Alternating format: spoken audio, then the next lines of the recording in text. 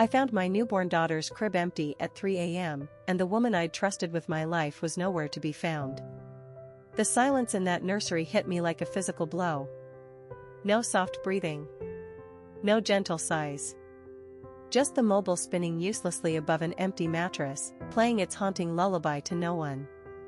"David!" My scream shattered the night. "David!" But even as I called for my husband, something cold settled in my stomach. Because 3 hours earlier, I'd seen something that didn't make sense. Our nanny Elena whispering to David in the kitchen, her hand on his arm in a way that seemed too familiar, too intimate. I'd brushed it off then. Now, staring at my missing baby, that moment felt like a warning I'd been too blind to see. Let me back up. 3 months ago, I thought I was living in a fairy tale. David and I had just welcomed our daughter Sophia into the world after 5 years of trying. She was perfect, 10 tiny fingers, 10 tiny toes, and eyes that looked just like her daddy's. Dark brown, almost black, with thick lashes that made my heart melt every time she looked at me. The pregnancy had been rough. Really rough. I'd been on bed rest for the last 2 months, and David had been incredible through it all.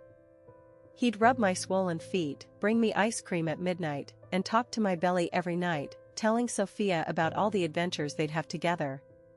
"She's going to be a daddy's girl," I'd tease him, watching his face light up as he felt her kick. "She's going to love her mama more than anything," he'd say back, kissing my forehead. "Just like I do." Those were the moments that made me feel like the luckiest woman alive.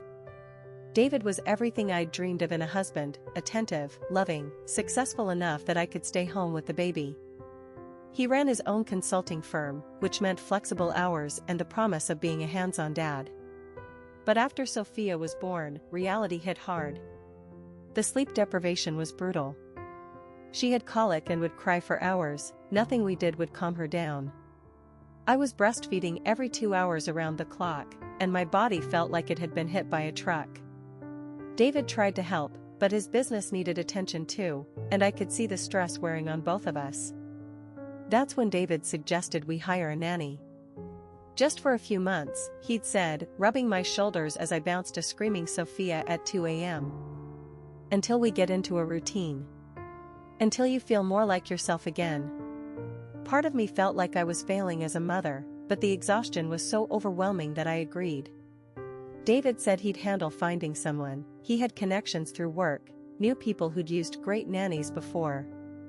A week later, he came home beaming. "I found her," he announced, setting down his briefcase. "Elena Rodriguez. She's amazing, Sarah. 20 years of experience, references that rave about her, and she's available to start immediately." "How old is she?"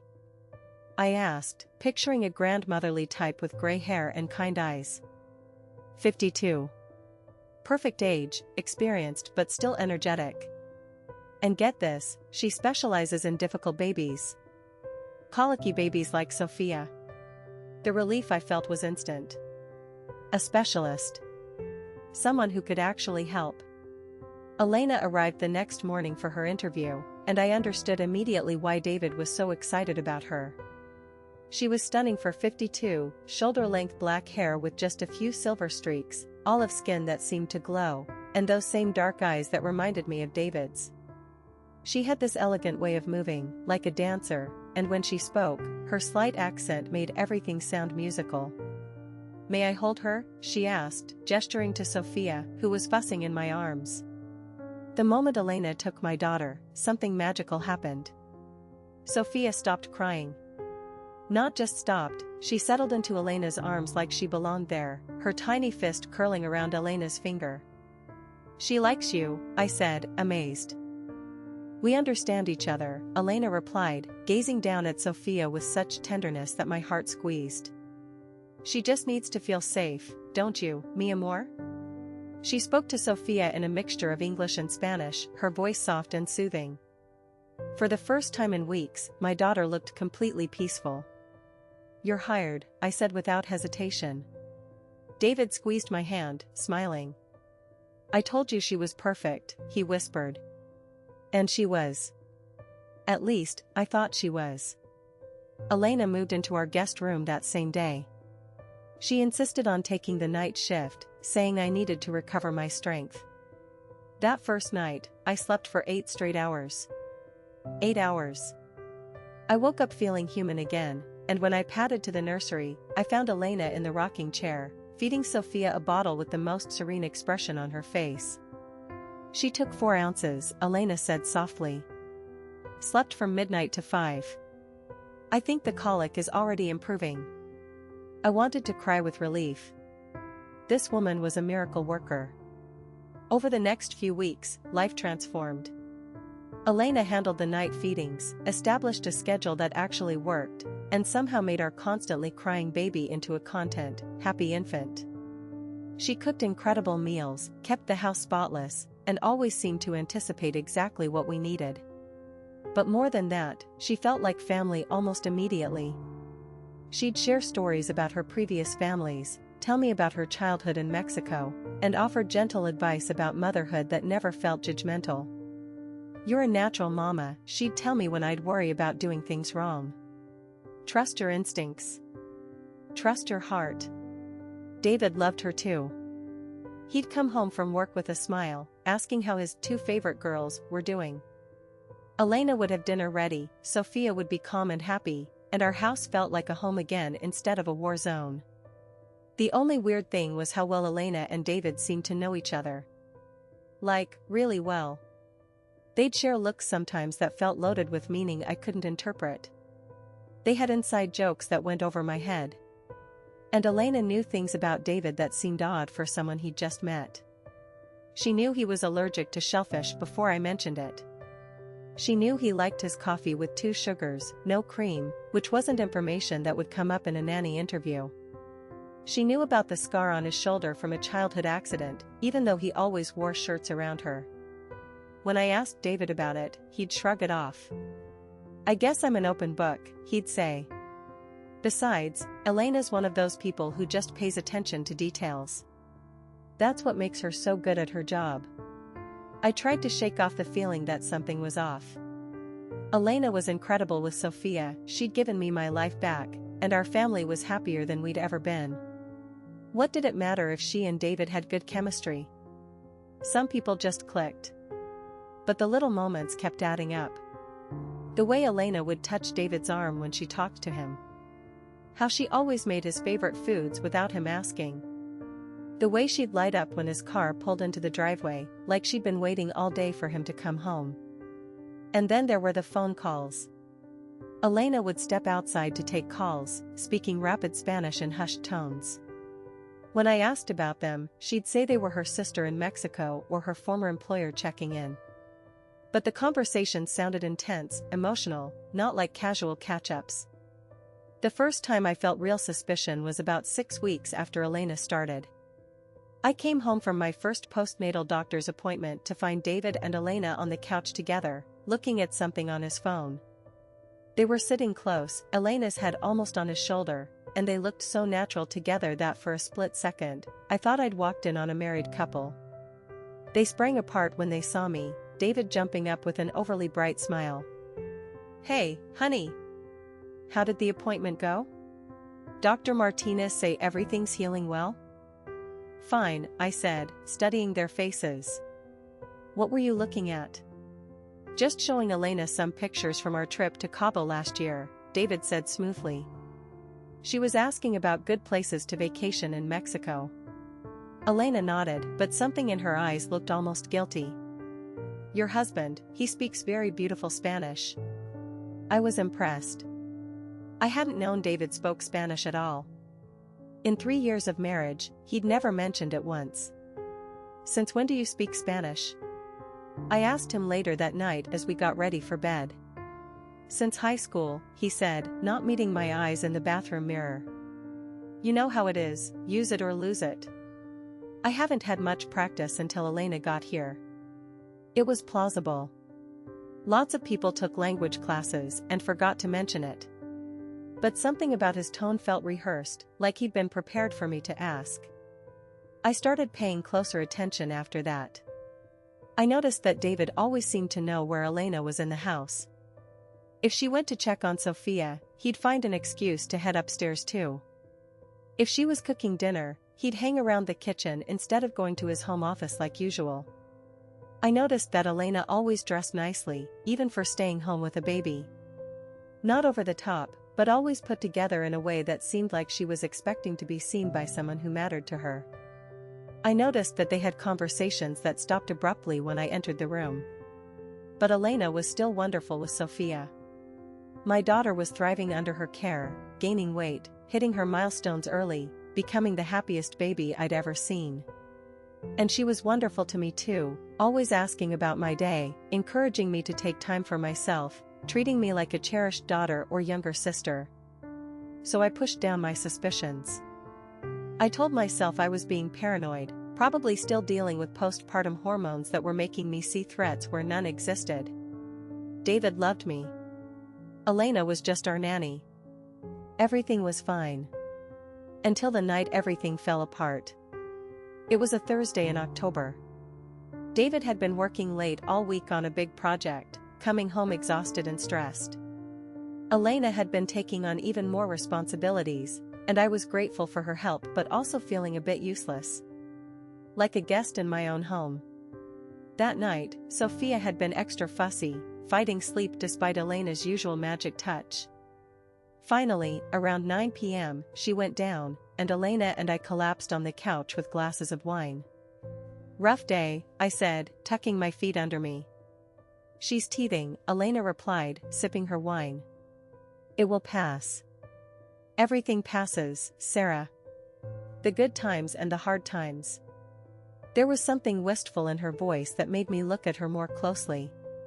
She was staring out the window with an expression I'd never seen before, sad, longing, almost heartbroken. "Are you okay?" I asked. Elena startled, as if she'd forgotten I was there. "Of course. Just tired." "Elena," I said carefully, "can I ask you something?" She tensed slightly. "Sure. Do you have children of your own?" The question hung in the air between us. Elena's hand tightened on her wine glass, and for a moment, I thought she might not answer at all. "I had a son," she said finally, her voice barely above a whisper. "Had?" "He was taken from me. A long time ago." Her accent seemed thicker suddenly, emotions making her words heavier. "I was very young. Unmarried. His father's family, they had money, power. They said I wasn't good enough to raise him." My heart broke for her. "Elena, I'm so sorry." "I never saw him again after he was 6 months old," she continued, tears glistening in her eyes. "I tried to find him when he was older, but his family moved. Changed their names, maybe. I searched for years, but..." She shrugged helplessly. "That's terrible. No wonder you're so good with babies. You understand them." Elena smiled sadly. "Every child I care for, I love like my own. Because I know what it feels like to lose that love." We sat in comfortable silence for a while, and I felt closer to Elena than ever. She wasn't just our nanny, she was a woman who'd experienced devastating loss and channeled it into caring for other people's children. It made her even more precious to our family. Around 10 p.m., David came home, looking frazzled and exhausted. "Sorry I'm so late," he said, kissing my cheek. "The Morrison account is being a nightmare." "How's Sophia?" "Finally asleep," I said. Elena worked her magic again. David smiled at Elena. "What would we do without you?" "You'd be fine," she said, but she was glowing under his praise. "You're good parents. Natural parents." "Elena was just telling me about her son," I said. "The one who was taken from her when he was a baby." The change in the room was instant and electric. David went completely still, his face draining of color. Elena's wine glass slipped from her hand, shattering on the hardwood floor. "Shit, I'm sorry," Elena said, jumping up. "I'm so clumsy."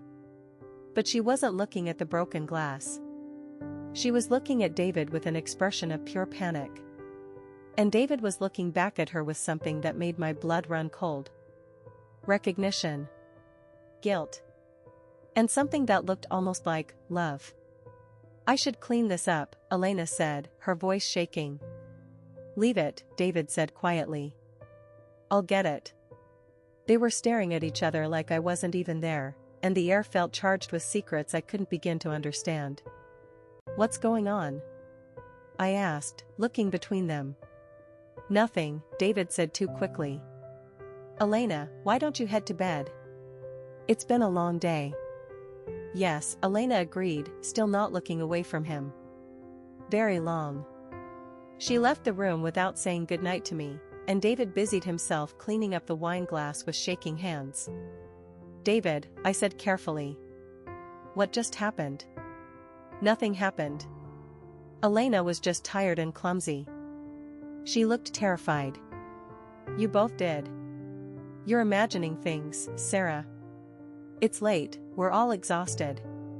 But I wasn't imagining the way his hands were trembling, or the way he couldn't meet my eyes, or the way the entire dynamic of our house had shifted in the span of 30 seconds. I went to bed that night with questions spinning in my head, but David pretended to be asleep before I could ask them. I lay awake for hours, replaying every interaction between David and Elena, every strange moment, every coincidence. The next morning, Elena was back to normal, cheerful, attentive, caring for Sophia like nothing had happened.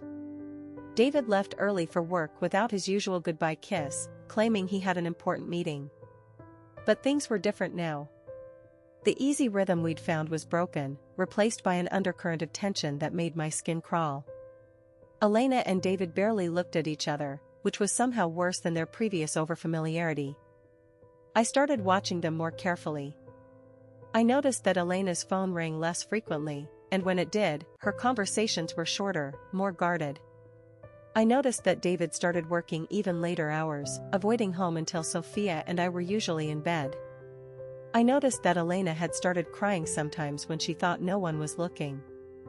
I'd find her in Sophia's room, holding my sleeping daughter with tears streaming down her face. Are you sure you're okay?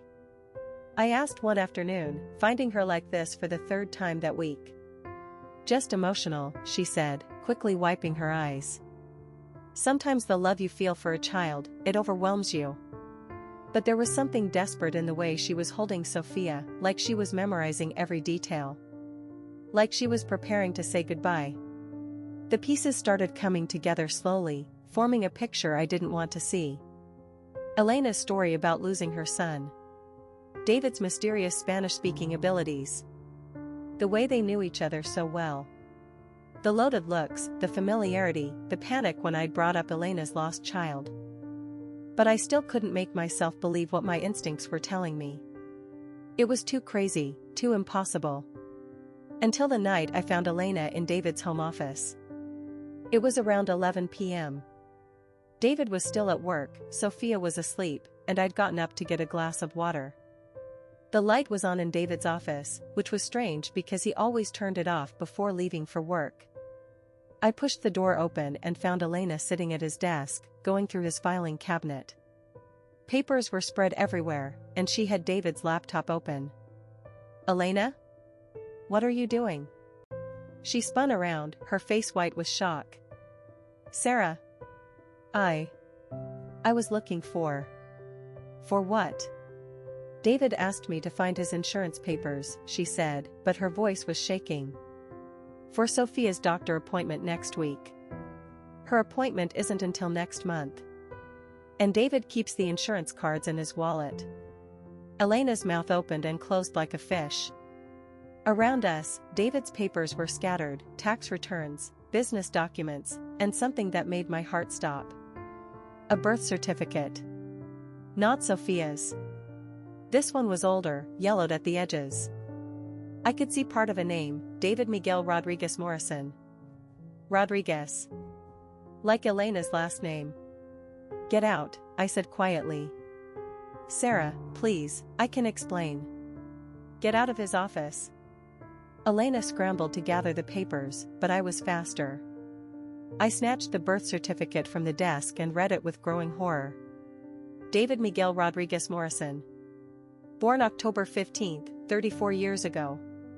Mother, Elena Maria Rodriguez. Father, unknown. My husband's birth certificate. With Elena listed as his mother. Elena, who was supposed to be 52 but suddenly looked much younger in the lamplight. Elena, who was actually 48. Old enough to have had a baby at 14. A baby who'd been taken from her by his wealthy father's family, the Morrisons, who'd given him their name and hidden his true parentage. A baby who'd grown up to be my husband. You're his mother, I whispered. Elena's face crumpled. Sarah, please. You're David's mother, and you've been living in our house, taking care of our baby, pretending to be our nanny. It's not what you think. What I think. My voice was rising, hysteria creeping in.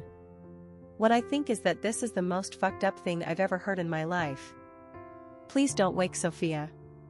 Don't you dare tell me how to behave in my own house. Don't you dare act like you care about my daughter when you've been lying to us this entire time. Elena was crying now, reaching out toward me. I do care about Sophia. I care about both of you. You have to understand. Understand what? That you manipulated your own son into hiring you so you could what, play house? Pretend to be his wife instead of his mother? No. It wasn't like that. Then what was it like, Elena? Tell me how this isn't completely insane. She was sobbing now, her composure completely shattered. I never meant for it to go this far. I just wanted to see him. To know him. I'd been searching for him for 20 years, and when I finally found him, I learned he was married, expecting a baby. I thought if I could just be near him for a while, help him with the baby, maybe eventually I could tell him the truth. You've had 3 months to tell him the truth. I tried. I wanted to. But then I saw how happy you all were, and I was so afraid that if I told him, he'd hate me. He'd make me leave, and I'd lose him again. The betrayal hit me like a physical blow. This woman I'd trusted, who I'd let into my home, into my family, who I'd shared my most vulnerable moments with, she'd been lying about everything from day one. Does he know? I demanded. Elena shook her head. He has no idea. The Morrisons told him his mother was dead. That she died giving birth to him. So David thought his mother was dead, and she was right here, living under our roof. My head was spinning trying to process it all. You have to leave, I said. Tonight. Now. Sarah, please. I don't want to hear another word from you. Pack your things and get out of my house before David comes home. What will you tell him? The truth. Something you apparently don't know how to do. Elena looked at me with such pain in her eyes that for a moment, I almost felt sorry for her. Almost. Can I say goodbye to Sophia? Absolutely not. You're not going anywhere near my daughter. Please, Sarah. I love her so much. You love her? You love her? You're not her grandmother, Elena. You're a stranger who lied her way into our lives. You have no claim to her, no right to her, nothing. Elena flinched like I'd slapped her. I know that. I know I have no rights. But the love is real. Everything I feel for her, for both of you, it's real. The love is real, but everything else was a lie. Get out. She nodded, tears streaming down her face, and went to pack her things. I stood in David's office, staring at his birth certificate, trying to figure out how I was going to tell my husband that his dead mother had been living with us for 3 months. 20 minutes later, Elena appeared in the hallway with a single suitcase. Where will you go? I asked, despite myself. I have money saved. I'll find a hotel tonight, figure out the rest tomorrow. She paused at the door, turning back to me one last time. I know you hate me right now, and you have every right to. But I need you to know that these have been the happiest 3 months of my life. Being part of your family, taking care of Sophia, watching David be a father, it was everything I dreamed of for 20 years. It was based on a lie. The circumstances were a lie. But the love was real. It's still real. She left, and I locked the door behind her, then went to check on Sophia. My daughter was sleeping peacefully, completely unaware that her world had just imploded. I sat in the nursery rocking chair where Elena had spent so many nights, trying to figure out what to say to David. How do you tell someone that their dead mother is alive, that she'd been caring for their child, that everything they knew about their family was a lie? David came home around midnight, exhausted and stressed about work. I was waiting for him in the living room, Elena's suitcase long gone, but her presence still lingering everywhere. "Hey," he said, dropping his briefcase and loosening his tie. "You're still up. Everything okay? Where's Elena?" "David, we need to talk." Something in my tone made him stop moving. "What's wrong? Is Sophia okay?" "Sophia's fine. But Elena's gone." "Gone? What do you mean gone?" I held up his birth certificate. "I mean gone, David. I found this in your office. She was going through your files."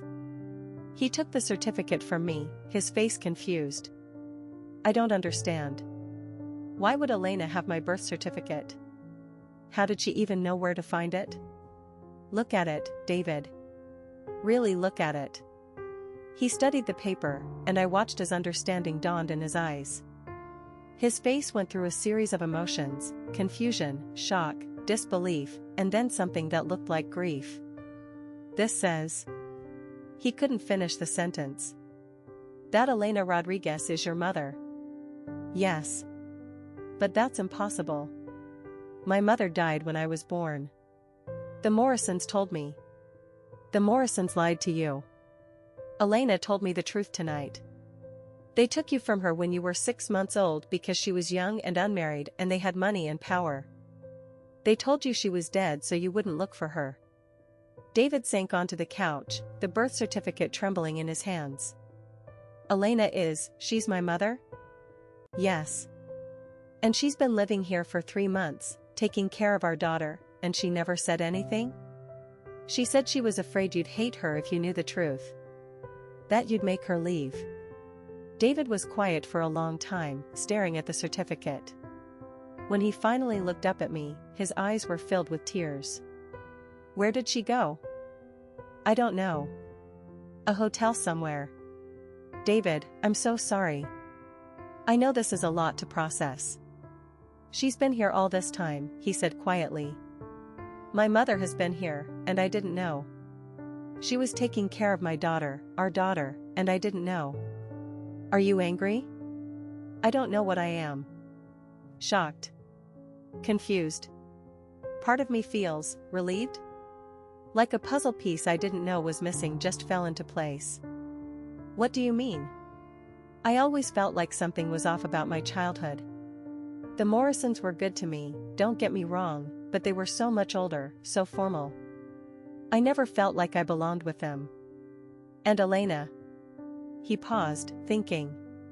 "She felt familiar from the first moment I met her. I thought it was just because she was easy to talk to, but now you know why. I can't believe she didn't tell me." "She was scared, David. She'd lost you once already." He nodded, wiping his eyes. "I need to find her. I need to talk to her." "Are you sure? You don't have to do anything right now. This is huge, David. You can take time to process it." "No," he said firmly. "I've lost 34 years with my mother because of lies. I don't want to lose another day." We spent the next hour calling hotels in the area, but Elena had checked in under a different name or wasn't answering her phone. Finally, around 2 a.m., we gave up and went to bed. "We'll find her tomorrow," David said, holding me close. "And Sarah? Thank you for handling this, for being understanding. I know this must be weird and confusing for you too." "It is," I admitted. "But I can see how much she loves you. And how much she loves Sophia. Maybe we can figure out how to make this work." I fell asleep thinking about Elena, alone in some hotel room, probably crying and terrified that she'd lost her son again. Despite everything, despite the lies and the deception, I felt sorry for her. She was a mother who'd been separated from her child, and when she finally found him, she'd been too scared to tell the truth. But when I woke up at 6 a.m. to feed Sophia, something was very, very wrong. The nursery door was open. It was never open, we always kept it closed to muffle any noise. Sophia's crib was empty. My scream woke David, and he came running, but I was already tearing through the house, checking every room, every closet, every possible hiding place. "She's not here," I sobbed. "She's not here, David, she's gone." "Who's gone? What are you talking about?" "Sophia. Someone took Sophia." David's face went white. "That's impossible. The doors are locked, the windows are locked." But even as he said it, we both realized the truth at the same time. Elena had a key. Elena had a key to our house, and she'd used it to come back and take our daughter. "Call the police," David said, his voice deadly calm. "Right now. Call 911. I did, my hands shaking so badly I could barely dial. Within minutes, our house was full of police officers, asking questions, taking notes, treating our home like a crime scene. "The suspect is Elena Rodriguez," I told them. "She was our nanny until last night.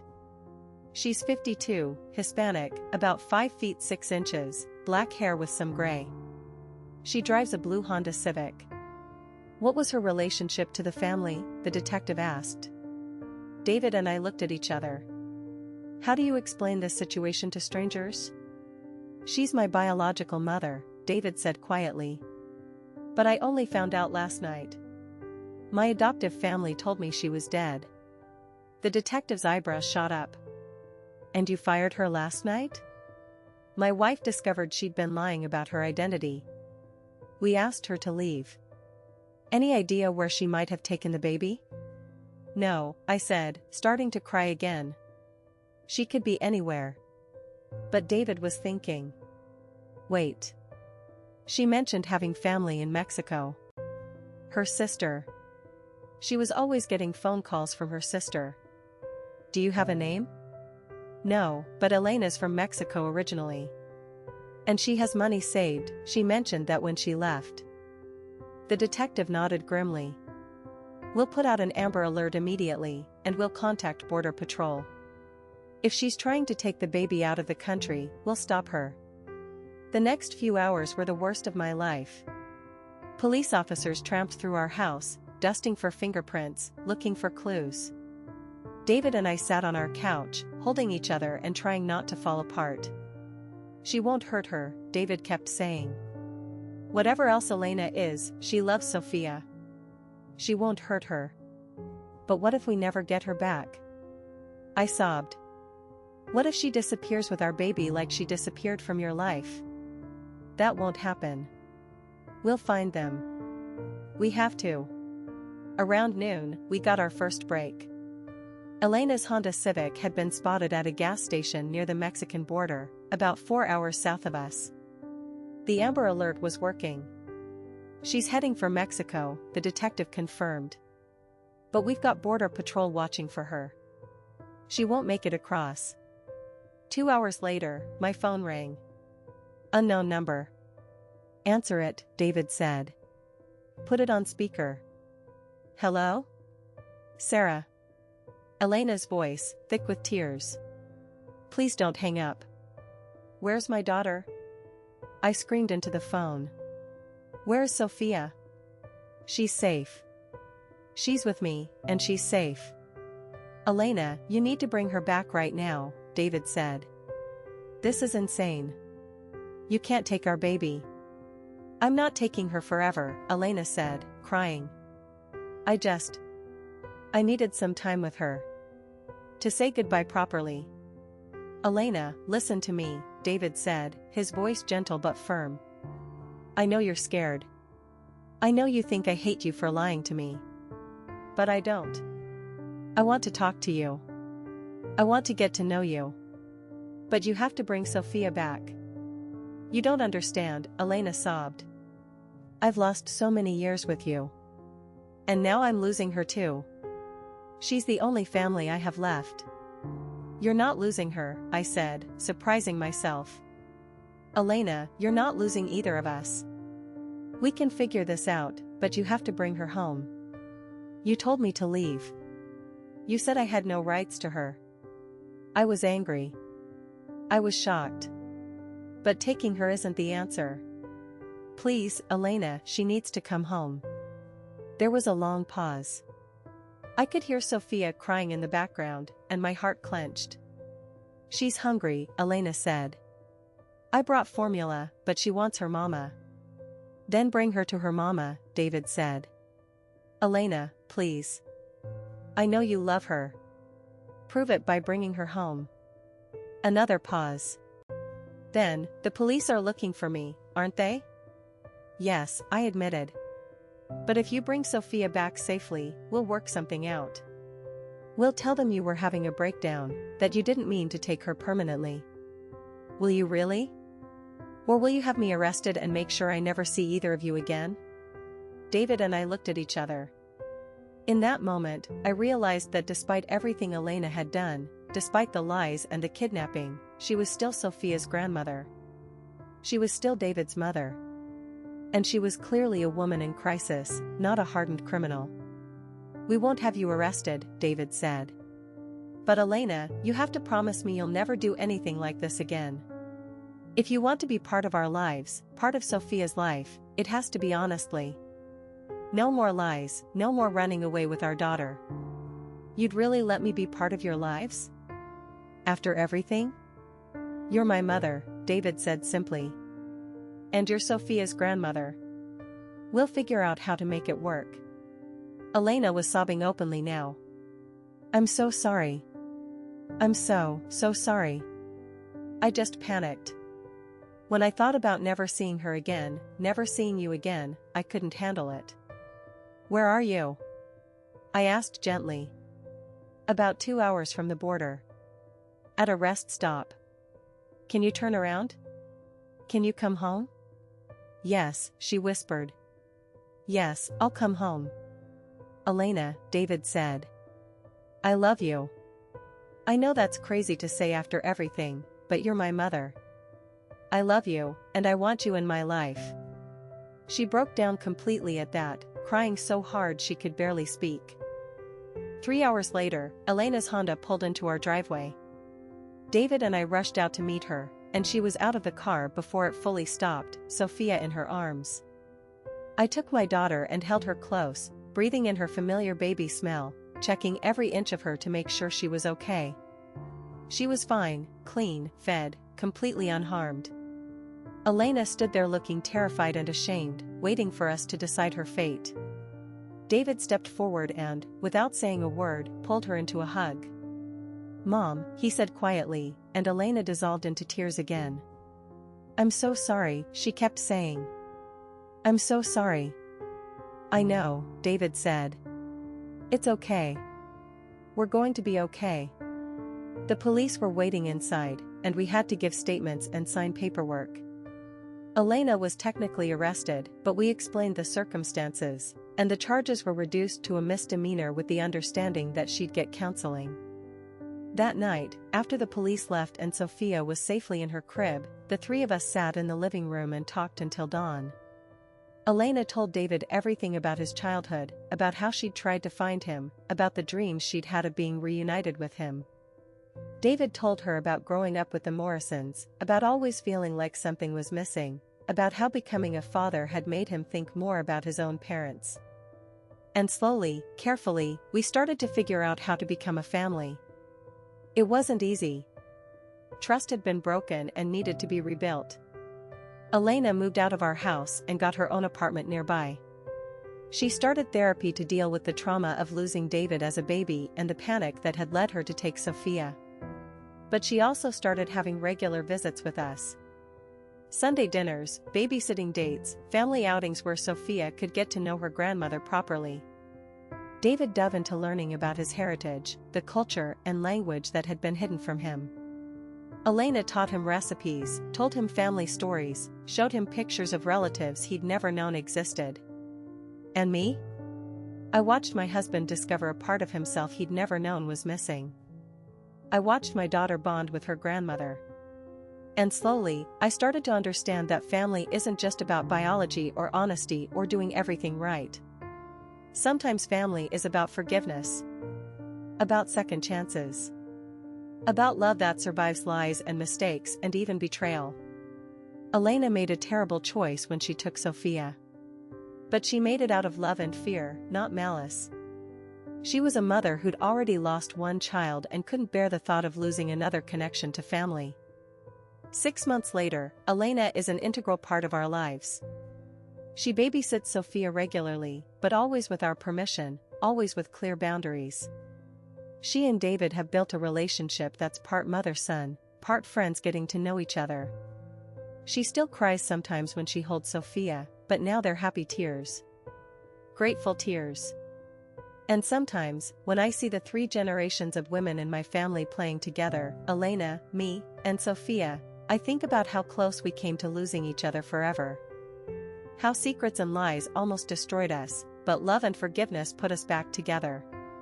Elena will always be the woman who lied to us and took our baby. But she's also David's mother, Sophia's grandmother, and now, surprisingly, one of my closest friends. Family is complicated. Love is complicated. But sometimes, the most complicated situations lead to the most beautiful outcomes. Have you experienced something like this? Tell me in the comments.